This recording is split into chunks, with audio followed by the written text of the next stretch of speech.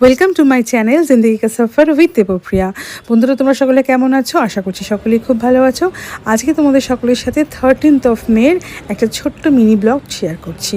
আজকের দিনটা শুরু হলো আমার অফিস থেকে।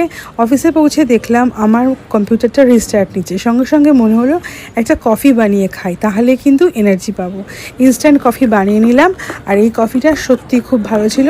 একেবারে খুব সহজে বানিয়ে ফেলাম। কাটো আর গরম জলের মধ্যে মেশাও, আর সঙ্গে সঙ্গে ক্যাপুচিনো কফি রেডি। আর কফি খাওয়ার পরেই কিন্তু একটু খিদে পাচ্ছিল। আর আমার বাড়ির পাশেই একটা মিষ্টির দোকান আছে। সকালবেলা অফিসে আসার সময় এখানে গরম গরম সিঙ্গারা আর জিলিপি ভাজছিল, তো সেটা আমি নিয়ে এসেছিলাম। তো অফিসে এসে সেটা আমি খেলাম, বেশ ভালোই করেছিল।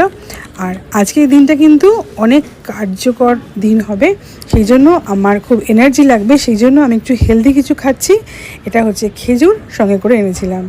আর এই হচ্ছেন আমার দেবতারা, যারা আমাকে আশীর্বাদ করেন। ফার্স্ট হাফে হয়ে গেল, তারপরে চা চলে এসেছে, গরম গরম চা শেষ হয়ে গেছে, 2:30 বাজে।